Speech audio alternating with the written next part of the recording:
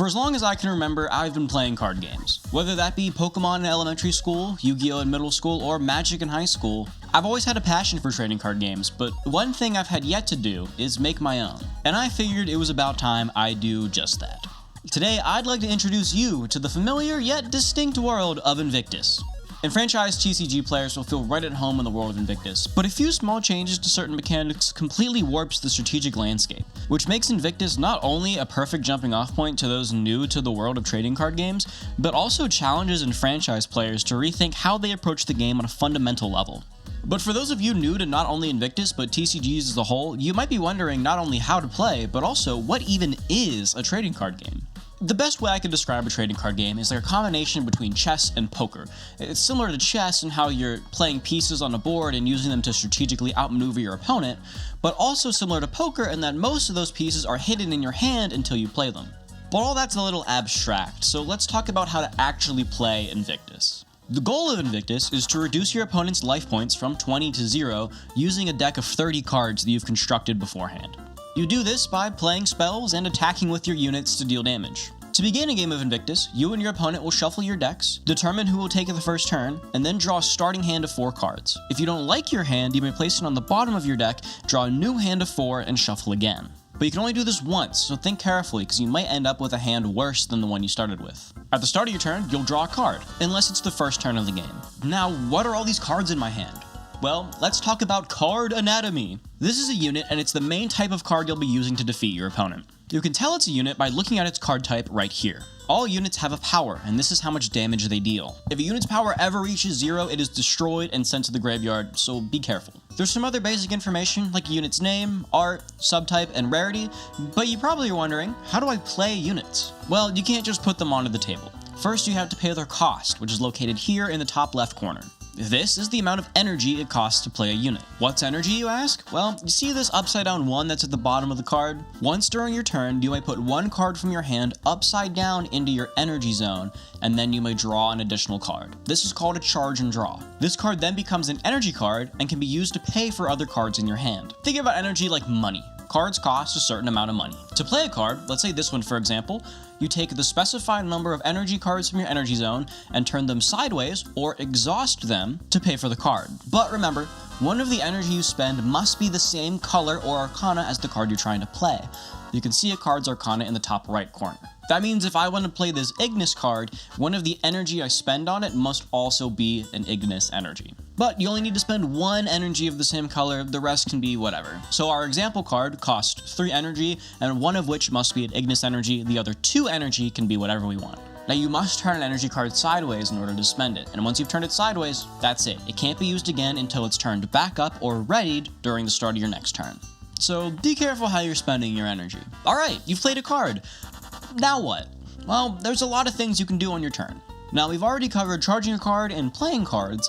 The next thing you can do is attack. In Invictus, units are able to attack on the turn they come into play, so you're able to get right into the action. Now, attacking can get a little complicated, so let's go over it. To attack with a unit, first declare that you're attacking with it by exhausting it, or turning it sideways. Then declare what you're attacking.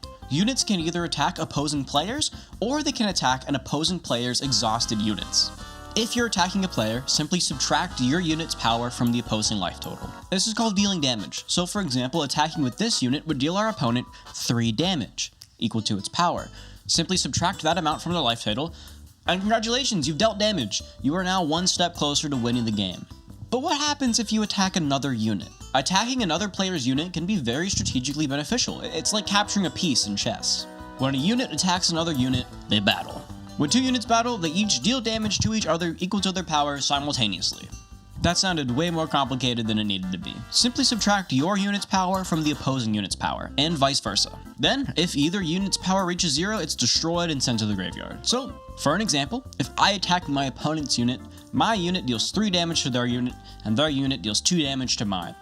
My unit takes 2 damage, goes down to 1 power, stays alive. Their unit takes 3 damage, goes down to -1 power, and since we're below 0, the unit explodes and goes to the graveyard. By doing this, we've removed our opponent's unit from the board and have kept ours alive, albeit weaker than it started, but that's the price you pay. Now, there's one other type of card you can play, a spell card. Spell cards are very similar to units, except for a few key differences. They are spell type and do not have a power or a subtype. When you play a spell, you simply perform the effect written on the card and then send it to the graveyard. Spells function as a powerful one-time use effect that can quickly turn the tide of battle. Another special thing about spells is that a lot of them are quick spells, denoted by the lightning bolt behind the cost. A quick spell can be played at any time, not just during your turn. These cards can act like traps in your hand, waiting to be sprung on your opponent when they're least expecting it. To show you a quick spell in action, let's go back to our previous example and say we attack our opponent's unit, but they don't like that very much and they don't want their unit to explode. So they play the spell card Thunder Charge. Now this is a quick spell, which means they can play it at any time they want, which means they can wait until right before our units deal damage to each other. Now Thunder Charge says target unit gets +2 power. So, if they target their own unit, they can give it +2 power, bringing it up from 2 to 4, so that now when these units deal damage to each other, we'll deal 3 to it, only taking it down to 1, and they're going to deal 4 to us, bring us down to -1, destroying our unit, and now we've just lost the attack we started. So try to make sure they don't have any traps waiting for you. And that's it. Yep, that's all the rules. The only thing left to go over is card effects, but they're all written to be very self-explanatory. Remember kids, reading the card explains the card. All I would say is to remember that words highlighted in black are conditions, words highlighted in blue are costs, and words highlighted in red are normally keywords. But all of the keywords should have reminder text and parentheses next to them to help remind you of what the keyword does. But you don't want to listen to me yap about how to play, you want to see the game in action.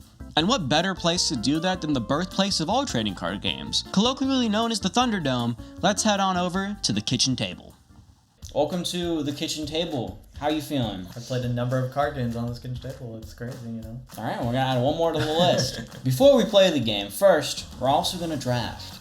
Now, draft is one of my favorite formats and something I designed the game around. And we're doing something a little different today. We're gonna do a Winchester draft. For those of you, most of you, that don't know how a Winchester draft works, because normally in a draft, we each get 3 packs, which we still do, but instead of picking cards out of those packs, we've instead shuffled them into a giant pile. We're then going to take the top 4 cards of that pile and put them face up in front of each player. We'll then pick a player to go first. Let's say it's me. I then pick one of the piles, and I'll take a card from that pile. So let's say I want this card. I want Ariel.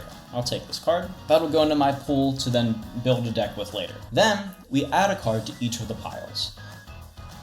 Then, it's Nate's turn, and when he goes and picks, he picks one of the piles. So I'll go ahead and pick this pile. So he'll pick that pile, and you pick the entire pile. And once that pile is picked, you do the same thing. And we keep doing that until the entire stack gets drafted. If you ever want to pick a card, just remember you have to take the entire pile. We're going to go until the entire stack gets drafted, and then afterwards we'll build our decks, and we'll play a game. Alright, let us commence. Let's start. The first picks of the draft. Alright. Draft. Starting the draft. Since you're the guest, I will let you pick Okay, first. I'm taking first pick. First pick.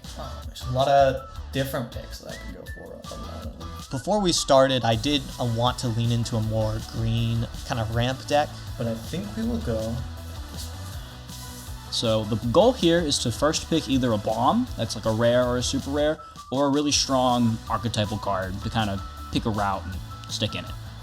Alright, pick 2. I mean, my choice is pretty obvious. I'm going to have to go with this pile. Rare uncommon, can't go wrong with that. Can't go wrong with that. Alright, so off the top immediately, we have a generic Umbra uncommon and rare. Kind of have to pick that. 2 powerful bombs. Doesn't put me in any specific lane, just 2 very powerful Umbra cards. So pretty easy pick. Kind of not much thought needed. Alright. Well, there's a fairly decent pick for me. I did not focus on what you picked. Not gonna lie. I just saw green and I picked it. That had my boss monster and had another green card I could use for energy, so. Alright, so not a lot of my base color. I'm gonna need to look to sprout into a second thing. And already, we are out of Umbra cards. There's 1 vanilla, but that's not something we really want to be going for. So we're already having to look into a second color, which is great. Something you'll notice as we draft, since we're drafting these face up, I get to see what Nate's taking, and Nate gets to see what I'm taking. So I get to kind of counterplay in real time. There's no Naturia units for me to snipe up immediately, so I'm going to take this pile. I think we'll go with this pile. Sounds good, sounds good.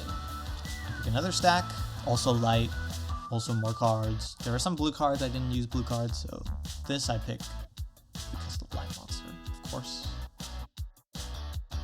I think I'm going to... The Umbra plan is falling off quick, as we don't have a lot more picks. But I do see a big plant, which not only cuts him off of good Naturia stuff, but also could help us if we do decide to build the Naturia Umbra plant deck, which if we start seeing more plants, may become the plan. I think I want this boss monster. Valid. I think I'm gonna take the big one. I'll take the big one. I think there's an easy choice for me, and it's this pile. Makes sense. Makes sense. Very, very powerful Naturia card in there.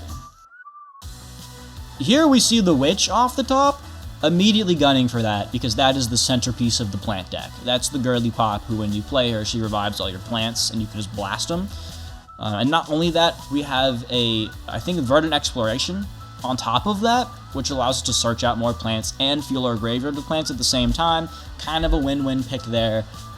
We're pretty much firmly in the plant deck. Now we're just looking for more plants. How many times can I say the word plant in one sentence? So I think we're just going to play it safe with this one. Sick. Ooh. Those are all good picks. Another huge pile that not only has 2 plants, a really good Umbra card, and a Naturia card. We kind of have no choice. But this pile has most of what I need, so I'm going to have to go with this one. I think I want to take this away from you. Yeah? So. Not the super rare.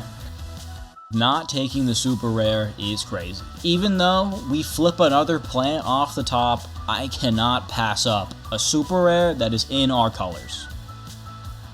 These are just all gas. These are pretty good. I think I want to choose the one with more options. Fair enough. Yeah. I end up choosing the big pile. It's more cards, more choices to choose, especially when I'm deck building. It's very, very nice to just pick up a giant pile of cards that have colors that I have. I gotta go with this one. It's got pieces of need. Pieces of need. I mean, a plant plus a good Umbra card that lets us draw cards. At this point, the plan is simple. We're just picking any Umbra cards or plants that we can get our hands on. I think I gotta go with this one. Sounds good. Here I see light with, I already checked there's 2 angels below that, so that just fills up my light so I can use it as energy at worst and with light at best. I gotta go with this one. I think I'll go with this one. Sounds good. Got Swarming. So now I have the cards I usually need, so I'm just picking based on color requirements. I like removal. So here we just pick piles till they're gone. Now we'll take this one. So for this last, I'm just picking colors. I'm picking the colors I need, I'm picking the ones that have the colors I have. This one's got playables. Alright, that means I get this. And with that, the draft is complete. Yes. So we will now build our decks and be back for the battle. So yeah, that's about it. Draft's done, done deal. It's time to look at the decks. So deck profile. I went for a more swarm ramp kind of focused deck. So I have things like, Apex Hunter or Ultimate Summoner that takes, he can be used for swarm. When I have a bunch of little things attacking, he can be called down for less. I also have cards like, Natura Power that just ramps me. I focus on ramping every turn. I focus on getting all the energy so I can just slam down big bodies. With how the draft went, I had to fit a 3rd color in there. And we ended up going with Astra, which revolves around card drawing and searching top decks. So I was able to find, Uriels that just draw me a card on play. I can add the card to my hand, put it to the bottom, something that just gets me there. Draft went pretty well. So with my triple threat of Onyx Drake, Crimson Progenitor, and Sasha, pretty much have to play Umbra at this point. We have some incredibly strong Umbra cards. We're playing that. And because Sasha revives a bunch of plants, it means we're also in Naturia, playing a bunch of plants, plus we have this crazy Naturia super rare. So the deck kind of builds itself at this point. The only problem is I only have 19 Umbra and Naturia cards, and in Invictus, decks are 30 cards, so we need to find ourselves another color. I decided to add Ignis into my deck because I didn't even realize I picked up Rai, the rare Ignis wizard, who is also really strong, and I figured, hey, I get some low to the ground good ignis bodies, plus a little bit of removal, it'll help smooth out the deck and make it a little more aggro. But yeah, that's the deck. We're on Umbra, Naturia, Ignis, Plant Pile. Alright. Let's cut it up. Rock, paper, scissors, shoot. Rock, paper, scissors, shoot. Hey, I will go first. Draw 4.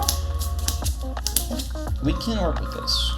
We cannot work with this. Oh, so put that on the bottom, and draw your 4, and then shuffle back up. Unfortunately, my second hand was about the same as my first hand, but it was more workable with the things I can charge, and with me being able to draw every turn and draw twice with the charging mechanic, I thought it would balance out my hand. Alrighty. I don't get the draw, but I do get to charge and draw. I'll pass. We will charge the draw. And we will pass. Draw. Oh, well. Charge and draw. And then I'll play a Blazing Blade Master, who must attack if able, so I will attack you for 2. And I'll take that. Alrighty. Playing a Blazing Blade Master on turn 2 is not ideal, because I don't have the energy to pay for it to revive it if it dies, but I just need to get on the ground as fast as possible and just start blasting in damage. And I'll pass. Draw. Charge and draw. And we'll press 2 to play Roaming Rathalesium. Yeah. And we'll swing at your guy for 2. Sounds good. At this point, I'm trying to trade bodies to be able so he doesn't put pressure on me. Draw. Charge and draw. Yeah. Play 2. Play a Blitz Summoner. Now vice versa, Blitz Summoner, fantastic, turn 3, because you can play it and be able to pay its cost to summon the Hound, to start getting those tokens on board, and start chipping them down. And I'll hit you for 1 more. Yep, we'll take that. And I'll pass. We'll charge both 3 ether. Draw. Pay 3 to play Horde Minions Scott. On play, check top 2. Put one of them in my hand. I'm checking top 2. I see a high cost card that I can play early, so I put that in my hand. Okay. This code, or it's in the bottom block. That works. And then we'll swing to. Yeah, he's dead. I want to take off the token generator as quickly as possible because he can be able to put more pressure on me by making more tokens, and it can quickly get out of hand, so I want to deal with that as soon as possible. Pass.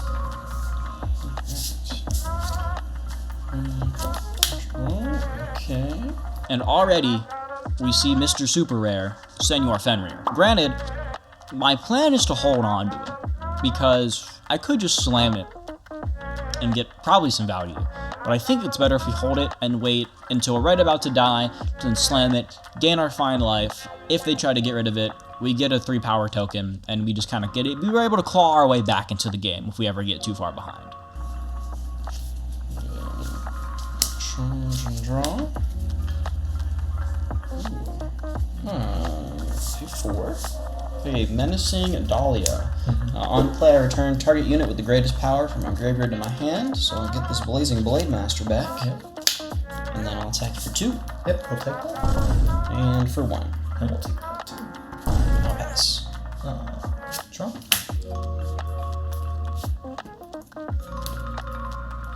Charge. Yeah. Draw.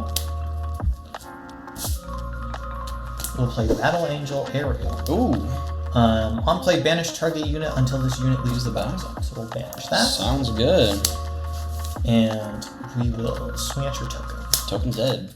Because I want that threat off the board as soon as possible, I play the Angel that banishes the target, giving me removal, and I'm able to trade into his token, giving him no board, and me giving a 3 power Angel, which is very nice. Nate's doing an annoyingly good job of keeping my board clear, but I think I'm cooking up a plan that'll help us get back in the game. And then white pass. Alright. Draw. Charge the Blade Master and draw. Alright, here's what I'm gonna do. I'm gonna pay 2. I'm gonna play the Blazing Blade Master. Lost his Tachyfable, so I'm gonna attack your Ariel. Okay. A little bit of a pro play here, but by playing the Blade Master and crashing it into the Angel, it dies, which means I get to activate its ability where I get to pay 2 energy to bring it back from the graveyard with +1 power, so not only is it back, but it's a little bit stronger, and I get to use that extra power to finish off the Angel. So I get to essentially kind of blow it up for free. Being able to use a 2 power unit to destroy a 3 power unit and not lose any power on your own unit is a pretty good play in my book. And since he's back up, I'll hit you for 2. We'll take that damage. Right now, I'm kind of disappointed he was able to take away my Angel and get back his card with minimal effort and being able to stick the Bonnie on board, so I'm kind of in a rough spot, especially with that card being there. I'll pass.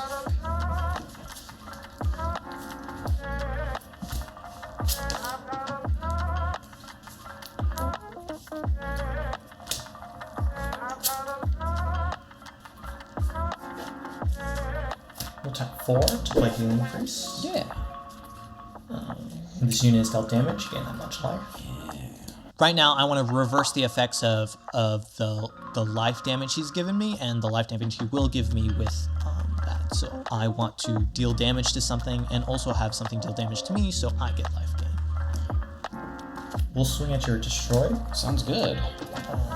We'll die. Take 2, and I'll gain 2 life. Yep. And then so he gets banished, so he just gets poofed into nothingness, not going to the graveyard. Your guy goes down to 2, but you do gain 2 life. And then we will pass there. Sounds good. Oh, I need to deal with that. I'll pay 2. I'm gonna play Toxic Deluge. I'm gonna give it -2 power. Yes. I can't let that priest live, man. I can't let him gain life and get back into the game. I need to maintain my life advantage, so I end up having to use my Toxic Deluge, which is a very good removal card, to minus the elf's power to 0. That way it doesn't actually take any damage, so it won't gain any life, but it'll still hit 0 power and be destroyed as a result. More life gain. It does. I will hit you for 2. And we'll take that damage. So I'm going to play an Infernal Summoner, who says when I play a unit, I deal 1 damage to target opponent. And then we'll pass. So now we have another problematic card.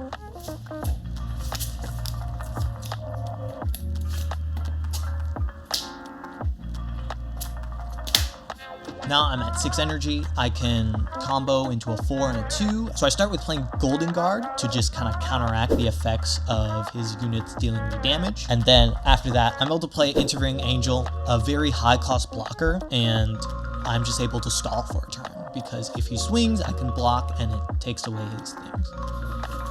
When I play a unit, I gain 1 life. True. Pass there. Ready?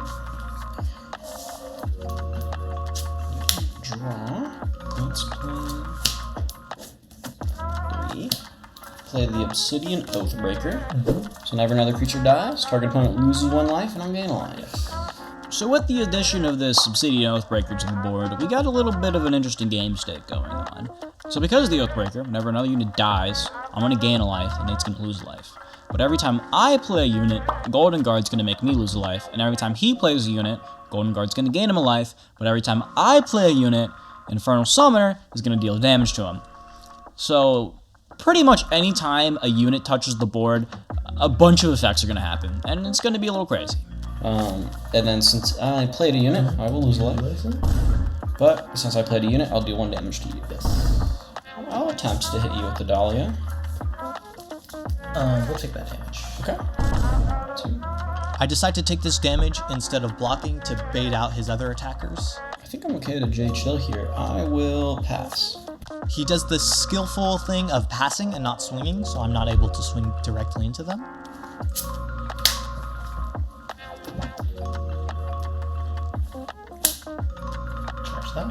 Draw. I see a lot of low-cost cards in my hand, and that's kind of pushing me towards Ultimate Summoner. Pay 1. Okay. Play Gluttonous Orchid. Play 3 to play 2. Oh, yeah. Holy Judgment, so stun those 2. These two? Alright. Yeah, Holy Judgment is a heck of a card. Being able to exhaust my ready unit so then you can just swing into them and start clearing down the board. Very powerful. So I'm gonna do that. Yep. Let's swing at that. Sure. We'll take one. And then top. Yep. With the death of the Gluttonous Orchid, I am able to check top 4, and I find the exact card that works perfectly with this. We're gonna swing at that. Yep. Blow up. Alright, and because he died at the same time, he doesn't see the death trigger, so I do not gain a life, and you do not lose a life. Perfect. And then we will swing at your life. Sounds good. I will take the 1. And then we'll pay 1, play Elvish Guide. Mm-hmm. Gain 1. Gain 1. Then we'll swing at your life. Alright, I'll take 1. And then we'll play Ultimate Summoner, so the Yeah. 4 things swung. Sounds good. And we'll swing at your unit. He's gone. And then this gets Yep, enters, yeah. we will pass to you. Alrighty. So that turn was huge. Massive momentum swing there. It still had the life lead, but now we are facing down a board of collectively 10 power, one of which can't attack, but it's still 4 dudes to 1, so we gotta figure out a way back into the game. And I think we've drawn just the way to do it. Okay. We're in a bit of a bind here because I only have 1 Umbra energy and 1 Naturia energy up, and there's a bunch of Umbra and Naturia cards in my hand that I want to play, but I can only play 1 of each. But we're gonna get a little creative. First, I will smack into the Elvish Guide. It's a little try. 2. Play a Verdant Hunter, so my units cost 1 less to play. And then you lose 1 life. I do lose a life. Here, Verdant Hunter comes in so clutch. She takes what would have been a really bad hand that would have only let us play 2 cards, and allowed us to instead play 4 cards, just by reducing all of our units' costs by 1. Because it means that now, we don't have to pay the Umbra energy for Toxic Lilac. I'll swing Lilac into the Golden Card. We'll block that. Oh yeah, you can do that. Right here, I block with the Angel because I want him to add that extra attack to get rid of that Golden Guard, because I know he's going to go for it. That's fine. We don't have to pay any Naturia energy to play Hulking Hydrangea, because he also costs 0. Banishing 4 units from my graveyard to reduce his cost by 4, and then by 1 because of the Verdant Hunter. And we'll just go Hydrangea into Angel. Yes. And we keep up 1 Umbra energy to cast Toxic Concoction to draw 2 cards at the cost of 2 life. And then I will attack into the Golden Card. Yep. And I'll pass it there. So now I still have the Ultimate Summoner board. Now I'm just digging to just find pressure on the board and find bodies. We will charge. Draw. Yeah. We will pay 2 for Natura Power. Put the top card into so. Pay 2. Really? Yeah. It wasn't the body I was hoping for, but it does have higher power than cost, so it's able to put pressure on his life point directly because he doesn't have any bodies on board. And we'll swing at you for 2. I'll take 2. We'll swing at you for 3. I'll take 3. Yes. Alrighty. Now, eating 5 isn't great, but here is the perfect opportunity I was talking about with Fenrir. This is a great moment to just slam Fenrir, get the 5, clear the board down, and just steal back this game. Or get a little greedy. Draw. I'm gonna Play Verdant Exploration. I decided to first Verdant Exploration, see what we can find. If we don't find anything, I can still charge another Naturi card in my hand and play the Fenrir. Look at the top 5 cards in my deck. I reveal a unit, add it to my hand, and I send the rest to the graveyard. Ooh. But then we see Sasha.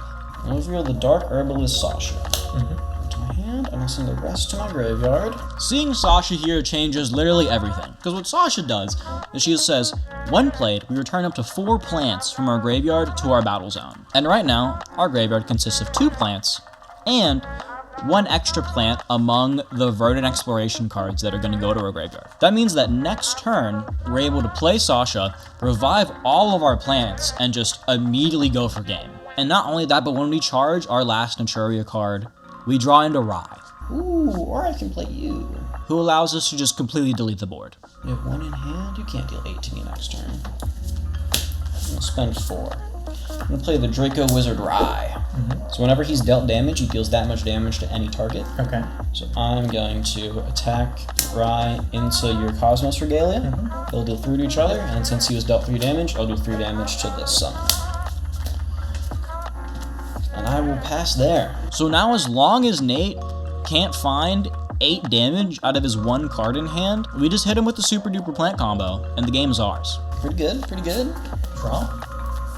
Right here is scary because he's able to swiftly defeat my 2 units on board, and with me at low hand size and the card I have not being something I can use to attack, I really want to close out this game this turn. He's at 8 life, I'm trying to get to that 8 damage. Simplifying the game state.